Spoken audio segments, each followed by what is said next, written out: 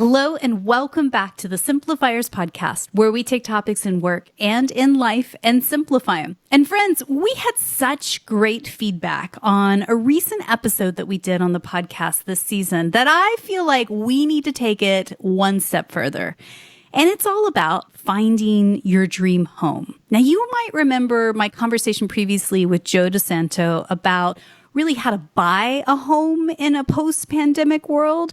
But there is so much more to it than the financial side. And that's what I want to break down and simplify today. So, of course, I had to pick one of my favorite realtors in Texas to come on to the podcast. Her name is Robin McCoy, and she's been a Texas realtor with Keller Williams Realty since 2008. That's 13 years of experience helping buyers and sellers throughout the DFW Metroplex and beyond. She served on several terms of the Agent Leadership Council, ALC, of her market center, and also several board positions of the Charisma Charter chapter of the American Business Women's Association. She even was honored as a top 10 businesswoman of ABWA in 2019, one of the highest honors bestowed upon members of the organization. Now, she gives back to her community through Vogel Alcove in Dallas, which is a nonprofit that helps young children overcome the lasting and traumatic effects of homelessness.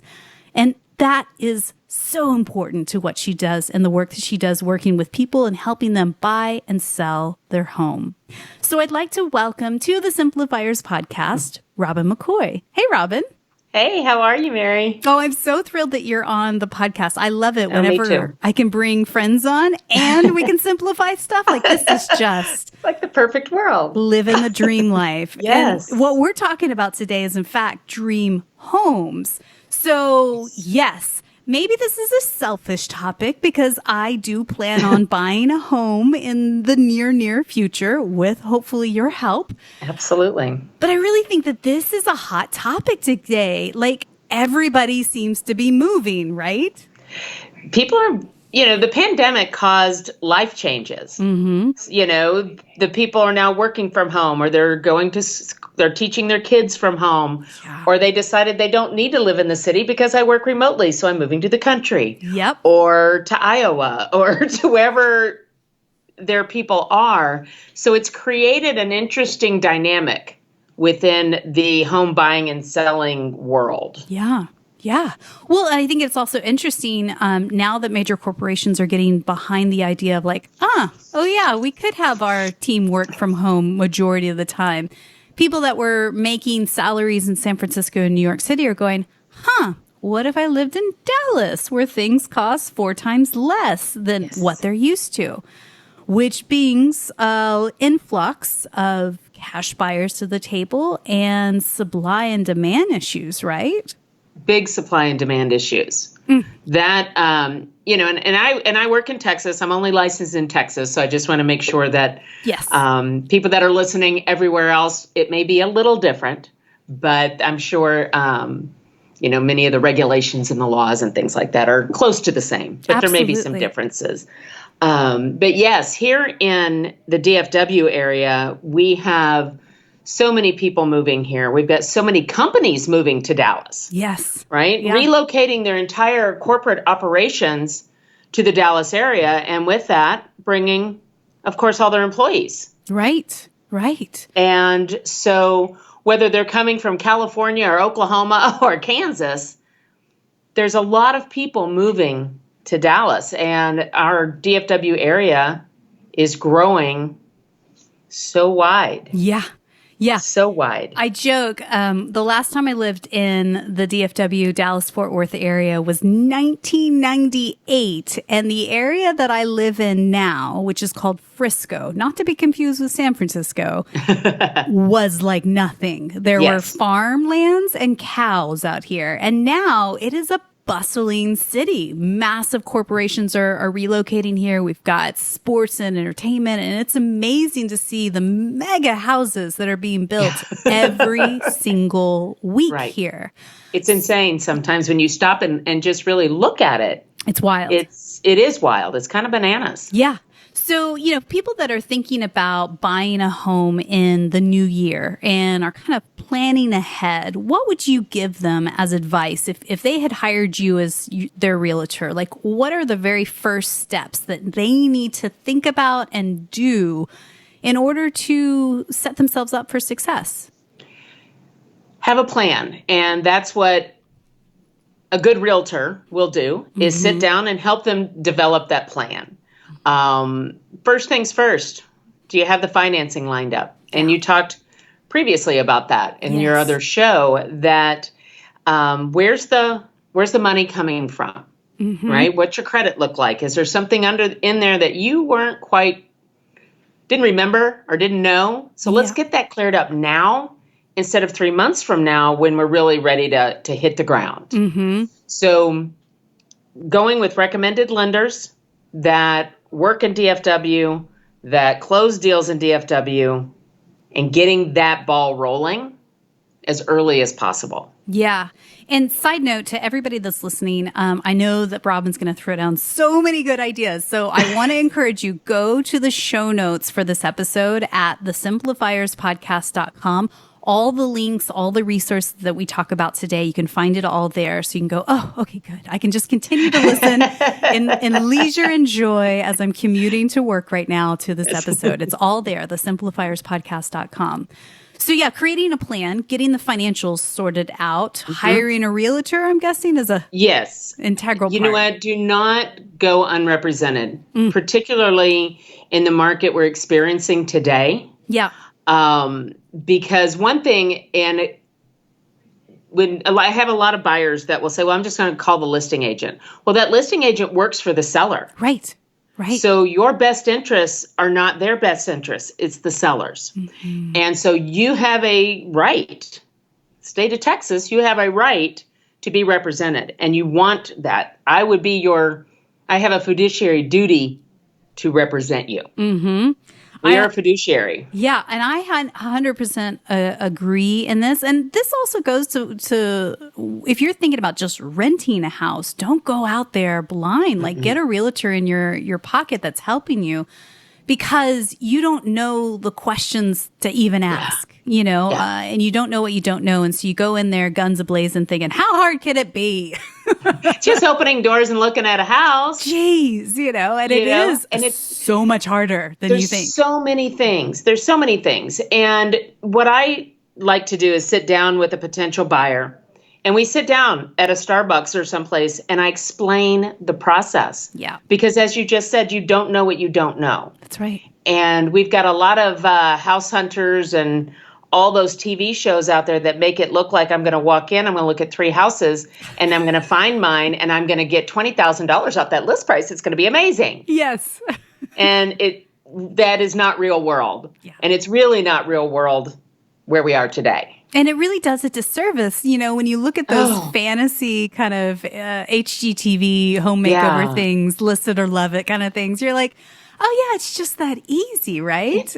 It isn't. And it's just not. We're going to go into deep dive details on like how to make the best of what the current market is in just a second. But what about cohesion? Like thinking about like what are your must-haves and your would-be nices, and thinking about that if you have a spouse as well. Yes. Talk us through that.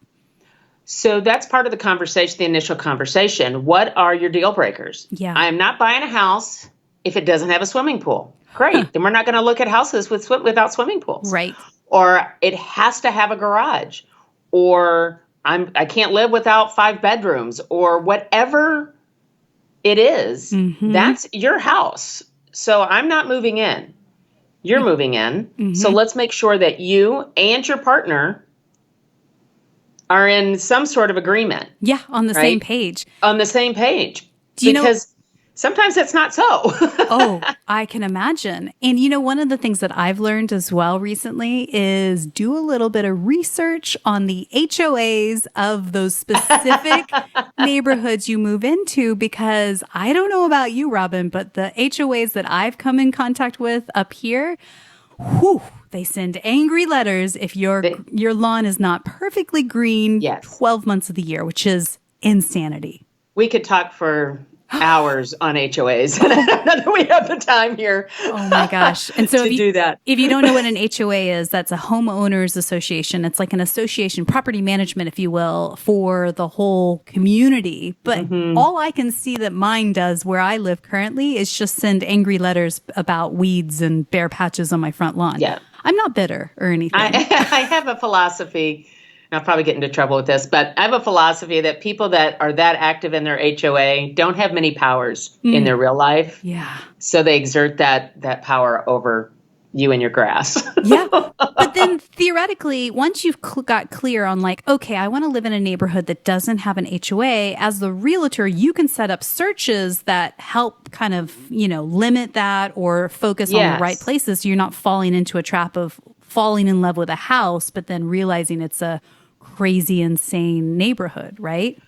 Yes. But these days, it's important to realize that those homes that do not reside in an HOA will narrow your pool significantly. They're usually older homes. They're usually maybe more in the city versus in the suburbs. It can just be it changes the house that you're buying. Well, so it also makes me wonder, like if I narrowed in on a few neighborhoods that I liked and I didn't know much about the HOA there, I guess I could do a little research on like next door and see, like do a search and you function. can ask them. And you know what? You can often look those HOAs up you just Google them, and oftentimes it will say some things. You may be able to see their bylaws. Truth is, most HOAs, they have a good intention. Right. Because it keeps people from parking cars on their front lawn or painting their house purple and yellow polka dots. Yeah. And having dogs off leashes or tied up in the front yard or lots of things like that. So they do have a purpose. Yeah. Sometimes it's that out purpose, of control. I think, gets a little out of control. Yes. Yeah. So, and I also think it's on a financial side of things, you have to budget accordingly because some HOAs are massive fees because maybe they handle the lawn maintenance on a townhome versus others that, it's very minimal, right? Well, and what are the amenities, right? There's some areas, as we've talked about in the Frisco area and up here in North Texas, that you never basically have to leave, right? It's got all your amenities, swimming pools, tennis courts, golf courses, the clubhouse, the this, the that, all these things. Yep. And you basically the schools are on property. I mean, you never even have to leave. So that's where, in some of those cases, what those HOAs will go to is taking care of all that sort of thing. So if you're never going to use a swimming pool, if you are not a pool person, then maybe you look at something in a different area. Yeah. And that's what the conversations are, right? Yeah. What is important to you? Do you have kids? Do you care what the schools are about? Do you have pets? Do you need a big backyard? Do you need a park to walk them in? Do you drive, or do you need to walk or Uber to the grocery store or things like that? There's so many things that go into when you're trying to figure out where you want to live. Yeah. And it's not necessarily where do you work, because jobs change. But where do you live? Where are your friends? Where are your family? Where are the things that you like to do? Right. And then we add in, where do you work, and where does your partner, spouse work, and then where do we want to live? Right. And I also think about when you're sort of choosing your areas to search from, thinking about school zones. You and I talked previously, like my parents are not getting any younger. How far away are they drive-wise? It makes a lot of sense on thinking about the lifestyle that you want with this new neighborhood. It's more than just the house, isn't it? Yes. I had a client a few years ago. She was moving from East Dallas and she wanted to move to Frisco. At the time, she was working down in Oak Lawn, kind of just north of Dallas, the uptown area. And she said, I don't want to go any further than this street, right? One of the streets that cross the major highway. Yeah. And she couldn't find anything she liked. And so we went up another 2. Well, now she's up in Prosper. She's just up past 380. She's got 2 young kids, and she couldn't be happier. Right. It is exactly where she wants. She's in the neighborhood that she wanted to raise those kids. She's got neighbors with kids. In East Dallas, they don't have any toddlers. Not where she was. They were mostly older couples. So her kids didn't have any neighborhood friends. Yeah, that makes a lot of sense. And that made, and it made a big difference for her. So now she is, she literally takes our Dallas North Tollway from one end to the end to end through the whole thing. Yeah. And yet that doesn't matter because she is so happy where she is. Yeah. And that's the key. Yeah. What's important. Totally. And you know what I think has really been interesting for me, repatriating back to the States, having lived overseas in Nottingham, England, where public transport was an integral part of our lives. I mean, I had a car, yes, but I was on a train or a tram or a tube, almost every single day.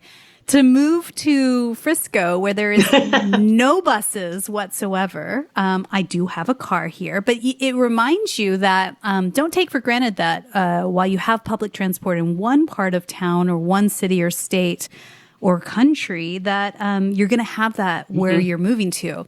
And this is where maybe I'm becoming that older, more wiser curmudgeon in the neighborhood, where that I'm starting to be like, well, what about city planning? Like, what are the city's plans to put transportation lines into my area? Like 10 years ago, Robin, we would never be talking about this. I had no clue, right? But now I'm starting to get it. Like, what's the regeneration plan for the city? What's the this, the that? Where are the train lines going in at? And how does that affect property values, right? Well, exactly. And we're going through that in Capel right now because the DART train is being built. I think it's going to be the Yellow Line. Yep. And it'll be going right through the southern part of Capel, which is a small community here in North Texas. And some people like it and some people don't. Yeah. Yeah. And it's going to go to the airport, and it's going to pick up in Dallas off the Green Line, which goes right down the middle of Dallas, which is great. I love taking our train. I take it to, basketball, Mavericks games. I take it to the State Fair every year. I'm not driving and parking and all that madness. I'm going to get on a train and let it pluck me out of all of it. Just let it take me home. Yeah. But it is a big deal. And if these things, you do have to think about what's going on. Frisco is now an older community, right? It's been there for 20 years. Ooh, that's so old. I know. And yet now you look up north of there, and all these what used to be farm towns are now starting to bustle. They're getting the schools are being built out, the shopping, all of those things, and that makes a difference. So now if you're going to buy in one of those areas, you buy now because it's going to go up later. Right. Because Frisco used to be inexpensive. Right. And so again, to kind of recap what you said, and I think you packed a lot in there, to think about when you're searching for homes, you might think it's a very small pool that you're searching in, but also to consider sort of the outer zones, thinking about the lifestyle that you want for you, or if you have kids, the school zones, the commute to your aging parents, all of the things that are kind of at play there, and be willing to kind of be flexible to, something that may be a little bit wider than what you thought, because price points might actually be more attractive and not add that much drive time to your schedule, right? Right, because you might get a little more bang for your buck. Maybe you'll get a newer home than an older home. Maybe it'll be 1,000 square feet bigger. Yeah. But there's all these things, right? And that's why you want to have a realtor that has your best interests at heart. Right. I'm going to ask you, what is important to you? It's not, again, I'm not moving in with you. So what I think about those things isn't important. Yeah. My role is to find you what you're looking for. Yeah. And find you what you're looking for. You can't get that kind of level of service, I imagine, by just going onto Zillow or trying to bypass it without an agent whatsoever. Because, I think, here's the thing, is that buying a home is such a massive amount of money going out of my pocket and into somebody else's pocket. I think I want an advisor. I think I want a Sherpa to be along with me so I don't fumble it when I write my name on a 100-page document and sign over my, both my children. Probably you're the largest asset you're ever going to purchase. Yeah, makes absolute sense. And that's a lot of pressure. That's why I'm like, it's a lot of pressure on me to make sure I am doing it the right way. Right. Because, again, it's not about me. Well, can you talk to me about timeline then? In this day and age, I mean, obviously this last year has been a bit bonkers, but, how far out should I create a timeline from, I'm ready to buy a house to actually getting the keys? So that's going to depend on what your current living situation is, right? Do you have a lease that's expiring? So do you have to be out of where you are by January 31st? Right. Are you living where you can go month to month? Are you living with your parents? Do you have to sell a house before you can buy a house? Right. And all these things all roll into it. Now, the market also rolls into it. Today, as we sit here and talk about this, pretty much nationwide, particularly in the Dallas-Fort Worth area, it is very much a seller's market. And we say that just based on inventory alone. There's just not as much inventory as there are buyers to buy them. Again, supply and demand. Yep. That's just basic high school economics. It's really all it is. So when you're going out to purchase a home, you have to understand you are not the only one looking at that house. And you are probably going to be one of several offers. And there's not a lot of, unfortunately for buyers, there's some negotiation room, but it's not, I'm going to come in $30,000 less. Well, you can, but you probably won't win. Right. I can write it, and I can still write it really well. But somebody else is writing it at $30,000 over what they're asking. And maybe what would you do? That floated 4 years ago. Maybe that was working in some areas, but no matter where you are living in the world listening to us right now. And side note, having lived in England for 6 years, I remember what the real estate market was there, and it's bananas. In England, there's something called the chain. So in England, you can put an offer on a house to buy it, and you can also put your house on the market for somebody else to buy. But if the house that you are planning on buying, are you ready for this insanity? If the house that you're planning on buying, the people that own it currently have not secured their house yet, it's a chain. So it waits for the person at the top of the chain to secure their house until the next one, till the next one, till the next one, next one. That's why. So that could go 10 people ahead of you. Oh, it's insanity. It's absolute insanity. No one can ever buy a house, it seems like. So that's why when you look at listings in England, you typically see wording like no chain involved. And those are very attractive houses to purchase because then actually you put an offer in and you might actually get it in 30 to 60 days. You're at the top of the chain. Right. You are the chain. Yes. Insanity. Well, and I'll tell you, here we call it, I have to sell my house. So I have a contingency. Right. And yet houses are going so quickly, I can't really sell mine until I find one because then what if I sell that one and I don't find one, then I don't have a house and I have nowhere to go. Right. So again, that's part of that conversation that you have with your agent to make sure they understand your living situation. Yeah, and your timeline. It's fine. I had somebody this spring and it was really bananas this spring and they got tired of trying to balance it and they said, just sell the house. Just sell it.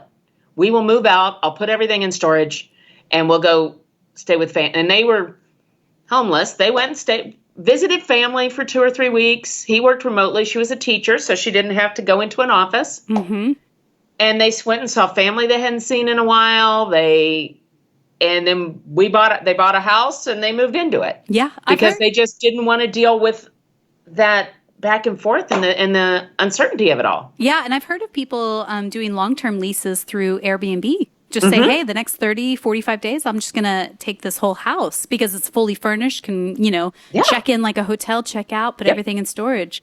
So you and I talked previously about like recommending to your clients to put their shields up. What do you mean by that?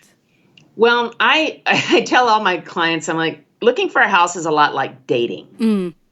Right? So don't fall in love till one, you've gone on the first date because you may not even like them, right? They may look a little funny or smell a little funny, right? You may not like them. Right. Or maybe you do like them, but they're also seeing someone else.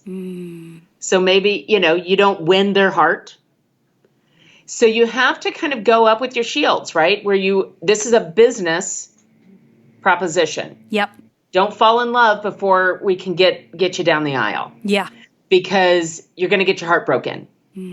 And right now I can write offer after offer after offer, and we get beat out by cash or something else. And so you go, okay, we got to go look. So you got to go back to looking for the next one. Yeah. Right. And so, and it's very hard. It's hard on, I think a market like this is hard on buyers. It's hard on sellers because they've got all these people and they've got to decide. And then sometimes what we don't see and what the national news won't tell you is, yes, that house was sold in 3 hours. However, how many times did that house have to sell? Meaning that first contract backed out. So they had to put it out and get another one. That one may have backed out for any number of reasons. It doesn't mean there's anything wrong with the house. Yep. It's just people in a manic market. And you may have to sell that house 3 or 4 times. And you think that's not hard on sellers. It's very hard on sellers because now they've already made a contract on the house to buy over here. So there's a lot of emotions involved. And so the more you can keep your kind of emotions between the ditches, the easier this will be. Yeah, I mean, bottom line, it's a high stakes situation for all parties involved. I totally haven't bought and sold houses over the last 10 years or so, both here and overseas. It's hard to not have your emotions in it because you're imagining where your kids are going to play in the backyard. You're imagining what the walking to school is going to be like, or you imagine where your office is going to be inside the house. And so it's easier said than done, I think is the bottom line. But I think because that's why you like the house, right? Yes. That's why you go, oh, I love this because little Susie will play her dolls there and I can take them to the park over here. Right. That's why you want to buy the house. Right. Yeah. And then to say, keep your emotions in check is very difficult. And it's just, and I understand that. I know how difficult it is. And so for me, I try and take as much of the stress off as I can, but I do that by telling you exactly what's going on. Right. And that's it. I mean, I think when you are empowered with information, it squashes the fear in anything, right? So, as you said at the beginning, we create a plan, we identify what our must-haves and our deal breakers and our would-be nices on paper, communicate that with our realtor or our partner, set a timeline, and of course, get your financials all sorted. Yeah. You set your search functions, so your realtor is sending you emails or maps and saying, hey, this is a brand new listing, hot on the market, blah, blah, blah. Now you start seeing homes, right? It's the fun bit that, everybody loves and talks about, and it feels like you're on an HGTV show, right? And you get to judge people's design choices and all that stuff. All the things, right? But I want to talk about something that, I feel like it's a hot topic conversation, especially when it comes to finding your dream home. And really get your sense and your expertise on. And it's called a thing called love letters. Tell me what a love letter is first, and then we'll go from there. Okay. So a love letter is what a buyer may write to the seller to tell them all about themselves, why they love their house, and why they should be chosen, right? I can't wait to raise my children here. We're going to play catch in the backyard. I can already see my kids learning to swim in the pool, playing baseball in the field at the school across the street. We just got married. We want to start our family. We're downsizing. My grandkids, all the things. Yes. And maybe even a photo, right? And photos, yes, of me and my dog and me and my partner, my kids, and, my cat and all those things, right? Whatever, pulling out all the stops. Yep. to say, pick me, pick me. Yes. Now, why is this a good idea or actually a bad idea in the home buying process in your mind? Well, from a seller perspective, it can be dangerous, right? Because, we have fair housing laws in this state. Yep. And in this country. And it's very, I will ask my sellers if they want to see the love letters, if I get any. Mm-hmm. So when I'm representing sellers, do you want to see the love letters? And then they ask the question you just did. Why or why not? Yeah. Well, one, it will tell you about the buyer attached to the offer. Yep. And so you'll know a little bit other than their name and how much they're willing to pay and when they want to close. Yep. On the flip side of that, you learn a little bit more about the buyer. It's just, and the danger of it is typically when a person doesn't get chosen, they may feel that it was because they didn't have kids, right, or they were of a different cultural background, or any number of things that there have been lawsuits. I wasn't chosen because we are a homosexual couple, right, or we are a couple of color, or we don't have kids and they chose people with kids because they have kids. I mean, all kinds of things, right? Yeah. I've heard of these horror stories. Gone to court over it. Yeah, I have. And that's what that Fair Housing Act is all about, is to avoid discrimination. But I have heard horror stories where, as a gay couple or a couple of color, and they go, you just wouldn't fit in the neighborhood here. And it's like, ooh. Yeah. That's not a good thing. That's not a good thing. So there's a lot of, it's a touchy thing. Now, have I had buyer, and if a buyer asks me to submit it, I submit it. Yep. If I'm the buyer's agent. Yep. Because I have a fiduciary duty to tell that, to do what they ask me to do, within the law. Yeah. Right? And it's not illegal to submit it. Yeah. It's not against fair housing to submit it. It's just how it may be received on the other side. Right. And how that hits the decision-making process of it all. And, again, there shouldn't be any sort of discrimination.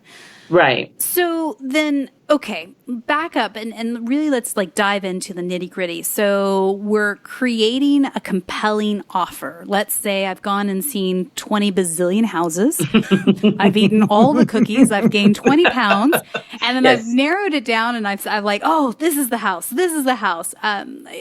Tell me about making an offer that actually is compelling in this day and age when people that could get accepted. Yeah, because it seems like people are, the ones that are offers that are winning are asking, are offering $50,000 to $100,000 over asking price, and that just seems bananas to me.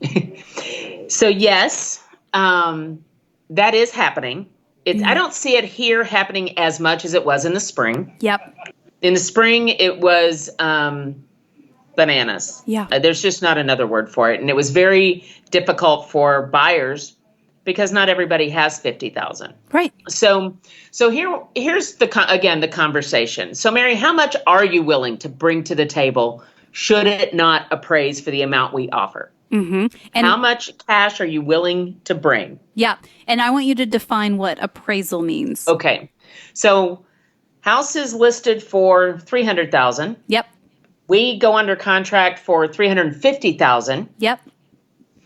And it appraises for $320,000. Right? So now there's an appraisal gap of $30,000 from the $320,000 to the $350,000 because a lender is only going to lend on $320,000. Mm-hmm. So that means, Mr. and Mrs. Buyer, you are responsible for that $30,000 in cash. Right. And it has to come from somewhere. To your down payment and in addition to any closing costs. Right. So now you're almost probably close to $100,000 cash that you're bringing to the table to get that house. Mm. And this is why people drink heavily during the home buying process, I can imagine, because it's just, you're talking in big numbers that if you've not got this money, actual liquid cash sitting in a savings account right now to access, then it's like, I can't compete. I'm just going to. But you can compete. Yeah, you can. So how do we tackle that? Because I can imagine people are like, and I'm out. All right, maybe in a couple of years, I'm done. You can compete because while we don't know what the other offers are, right? I don't know what the other 20 offers are that are out there. And yet I do know that if you say, I do have $20,000, I will pay $20,000 over, then that's good, right? Plus whatever. Then I have proof of funds to show that you have that money. Right. I build a relationship with that listing agent. Right. I tell them that here's the situation. Here's where we are. They have the funds. They're willing to go as much as $20,000 over and above what it appraises, and we talk about that. And you don't win them all, but it's a numbers game, just like pretty much everything, right? It's a numbers game. So then in that situation, just to simplify it down, if you were to go back to the listing agent and say, okay, appraised for 320, my client can do 340, does that mean that then the sellers could potentially reduce the contract price to 340 and say, okay, we like them. They've shown proof that they can afford it. Let's just reduce the price. And I don't want to start over. Right, because then they have to relist it, get all new offers, right? And go. Yeah. It starts again. Yeah. So we're, and if it's listed at 300 and we're getting 340. Right. Or it's appraised at 320, we're still getting 340. Right. We're still on the front end of it. Right, exactly. Right? We're still doing well. Yeah. So, and it's all in how that offer is crafted. So you, again, you and your realtor are kind of in each other's back pocket. And you have to be clear with them, and you have to be honest, and you cannot think that something won't be discovered. Right. Because somebody's going to discover it. So whatever it is. Yeah, tell me about that. So what things do you need to be honest about? Like your tax returns, your pay stubs. What else am I missing here? Don't quit your job. And if you do, tell somebody. These are real life stories. These are real life stories where people quit their job while in escrow, meaning under contract, getting everything approved. They quit their job and got a different job, and they thought it was okay because they're making more money. Interesting. Wow. Well, it's not okay. And it can be okay, but you just need to tell people. You just need to let people know because certain things have to be traced. Right, because the mortgage lender is based on your steady amount of income, right? Yes. That's how they are approving that note, right? And making sure that everybody knows where your money's coming from, right? You don't get to, the mason jar buried under the porch that you've been putting, your babysitting money in for the last 20 years. Yeah. And now you've accumulated $20,000 in $1 bills. Right. You don't get to use that. Yeah. You have to have that money out from under the porch and in the bank at least 6 months before we get started. And these are part of the conversations. Yeah. And again, this is where I can imagine a lot of anxiety comes from because, some people through the last 18 months of a pandemic, things might be a little bit shaky on their income per month. It's not as steady as it maybe has been in years past, or having to dip into savings or their IRA or otherwise. So I guess just being upfront with the realtor. Being upfront with the realtor and the lender. Because we are a team. Yeah. We are a team, and our goal is to get you to the finish line and get you a set of keys into a new house. Right. That's my only goal. Right. And I can't, we can't do that if we don't know all the facts. We just have to know the facts. Yeah. And it's, again, my goal is to put you in the house you want for the best price we can do it in the most efficient amount of time so that you move in when you want to. Right. And, I imagine it's also a level of, for all three parties, lender, realtor, and the buyer, to just eliminate risk. You're trying to eliminate curveballs that could potentially trip you up in that home buying process. Because let's remember, when we go under contract, we are putting deposits down. Yep. We call it earnest money. And that's another thing that can craft an offer. Maybe you put more down, right? Typically, and I don't think 1% is really that much, and I think it really should be more. But typically right now in the state of Texas, people are putting down 1% of the sales price. So if it's a $300,000 house, they're putting $3,000 down in earnest money. Yep. So crafting a good offer says maybe you put $6,000 down. Mm-hmm. Maybe you put $10,000 down. And because that shows the money that you're willing to risk if I just walk away. Right. Or I can't buy this house. Right. So if you can't buy the house, or you decide to change your mind in that 30 days after you put that earnest money down, it goes to the seller. Mm-hmm. You lose that money out of your pocket. Mm-hmm. The house is not sold. Unless, there's some lending, there's a financing period that's mm-hmm. about 12 to 14 days. So let's say you get approved. Yep. So now we're past that financing period. And then a week later, you change jobs. You buy a new truck. You buy a camper. You, whatever you're doing. Right. Taking out huge loans. Now you're not getting approved. You're past your financing period. You can't buy the house because the lender's not going to approve you. And you just lost $10,000 in earnest money. Yikes. So this is another reason why you need a realtor and a good lender that keeps everything in time, because it's a contract. Yeah. It's not a suggestion. Yeah. It's a contract. It's written in stone. Yeah. Yeah. And again, in the last episode I did with Joe DeSanto, he talks really in the deep dive of the financials when buying a house. And so I encourage everyone listening, go back and listen to that one as well. One of the bits of advice he said as well is to get pre-approved well before you're going to go buy a house. So you can understand clearly how much you can get a loan for. Yeah. And I think that helps. You and I were talking about this earlier. It's so you're not dating outside your league. Yes. Let's be serious here. It's hard, though, Robin.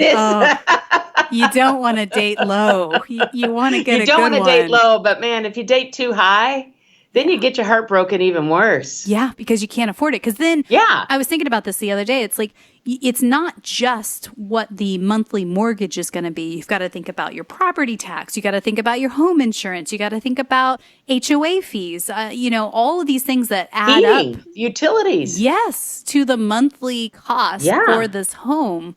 Is there any sort of rules of thumb or best practices there to think about, I make X as a salary, and how much do I need to put down, or, That's probably a better question to ask the lender, because they're going to be knowing more about what the interest rates are at any given time. Right. They're going to know how that affects everything. Right. It's a misnomer that you have to put 20% down. Mm-hmm. You don't have to put 20% down to get a house. You're going to have some fees associated with a loan that is less than 20%. Mm-hmm.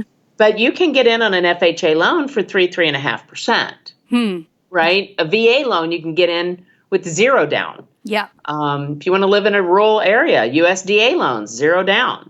Interesting. So there's all kinds of different loan products out there that make a difference. And that's why I refer my clients to lenders that I know and I trust. There's not a one that I recommend that has never gotten me to the closing table, that doesn't call me or respond to my calls on a weekend, because that's when I need you. Yeah. I don't need you at 2:00 on a Wednesday. I need you at 4:00 on a Sunday. Right. Because I'm on an offer deadline and I need this and I need you to do that. And so that's part of it too. And again, the teamwork. Yeah, I see the value in that. Having sold a home as well in Texas, working with a seller's agent versus a buyer's agent is a different set of skills. And I know you do both for people. The way I would describe a seller's agent, and you tell me if it's the same for you in your office, but a seller's agent, in my mind, is, in essence, a super badass project manager. Somebody that is literally helping you do all the repairs, brings their whole team in, from painters to roofers to landscapers and all the things, to keep you on track, to get the repairs, to get it listed, to get it sold. And a buyer's agent is somebody who's just going to go to bat for you, and really help you negotiate the very best price and the very best terms. Is that how you see the difference between the two? Yeah. It's two very different hats. Yeah. Right. So right now we're selling your house. So I've got my seller's agent hat on, my listing agent, and we're doing all those things. If you want to get more value for your house, you need to do A, B, C, and D. Right. Here are the people I recommend. Yep. I can meet them here. Don't worry about it. You go to work. let me get this done for you. Yeah. And then here's all our offers. Let's, there are this many of them. These are the ones that are, however an agent would break that up, and we help you decide, and then we get it under contract, and we just kind of manage those steps, get you to the closing table. Yeah. Now you've sold your house. Now I got to put my buyer's hat on, because now we got to go look for one. Yeah. And I will say that it is beneficial to use the same agent for both, because I already know what's going on over here. On the finances. I know what's happening on the sale of your house, whereas this other person doesn't.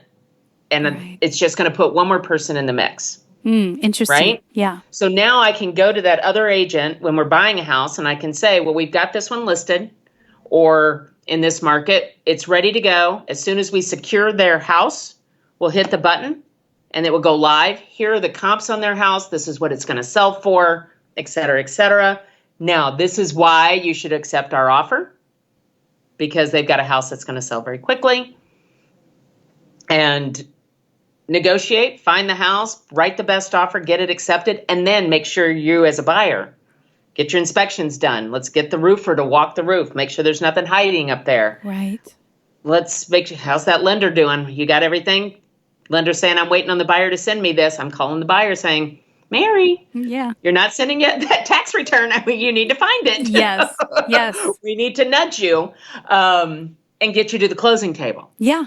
Yeah, I mean, it makes sense. I mean, because you hear about like these large national corporate brands that do mortgage loans and, just click of a button online, but you're not actually talking to a real life person. It's just a bot, I can't imagine how that would really work, especially if you're a small business owner and you don't have W-2 pay stubs. It's just so a hard. lot harder. So yeah, I see the value in having real live humans working together as we still need human beings. Right, a cohesive team helping you kind of get to the finish line. But then, Robin, what are your final thoughts on when, again, coming back to the table of a compelling offer, like, should you right now have $20,000, $30,000, $50,000 sort of squirreled away if you need to up the ante for your offer?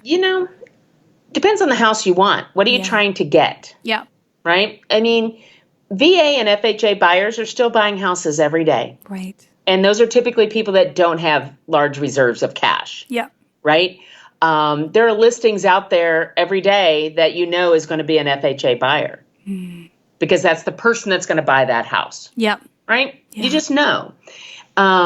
So no, you don't have to have $20,000 squirreled away. If you just don't have the cash and you're tired of paying ridiculous amounts in rent and having, no control over the environment in which you live, they're called down payment assistance, but down payment grants. Yep. Because you don't have to pay them back. Assistance sounds like it's something else. Yeah. But there's grants out there that are provided to buyers to help them get into homes. And your lenders know about those things, and they know how to get you those funds that you don't have to pay back. Yeah. Thousands of dollars. Yeah. And release the pressure off of things a little bit. Yeah. So again, go to our show notes, thesimplifierspodcast.com. You can find some links and resources for all of this. Robin, I'm so grateful for you. Like, I really think it's so nice to simplify it down in plain English, because I think it's a process. It's a process. To do the thing. Yeah. Yeah. And because, the other side of the coin that I think is really interesting in Dallas and what I've seen since being back is that you think, oh, well, I'll just live in an apartment because, it's like resort style living. You don't have to mow a lawn. But apartments are more expensive than houses here. So expensive. And I just don't see how that is at all sustainable for more than, a couple of years, because you're just literally paying money through a tube and not earning any equity. Nothing. And it's oftentimes some of these apartments are more than a mortgage. Yeah. They're more than a mortgage. Way more. Yeah. And it's insane to me. Mm-hmm. Yes. That is what it is. Some people prefer that. Some people just prefer to rent. I don't want to have the obligation and all that. And that's great. However, you're not building any wealth. Right. You're not building wealth. And real estate is one place that you can truly build wealth. And with the rate of, the way values go up, now, 4 years from now, I don't have a crystal ball. Mm-hmm. Nobody does. Yeah. Nobody knows what's going to happen, when or where. And one thing I do want to stress too, is the market is very hyper-local. What's happening in Frisco, Texas, isn't even happening in Grand Prairie, Texas, or Austin, Texas, or Lubbock, Texas. Yeah. It's all very, very hyper-local. I had a coach tell me one time, Robin, when you wake up in the morning, when you're getting dressed, you don't look at the weather in Chicago to see how you should dress. Right. You look at the weather in Dallas. How should I put on a sweater or not? The real estate market is exactly the same way, and it's not static. It changes every single day. Every day. It's such great advice. And again, if you're looking to find a realtor in the DFW area, I highly recommend Robin for you. Her links are all in the show notes at thesimplifierspodcast.com, or you can go to robinmccoyrealty.com to connect with her and her team. And really, the advice that came is for anyone, anywhere. So again, driving that point home, find somebody local to your city, your area that knows these things, can find those local resources and teams to help you buy or sell your home. And this is what it needs, in order to be successful. And I can direct, I know agents all over the country that are trustworthy. So if somebody is in Denver and needs a referral to an agent, I can help there too. That's brilliant.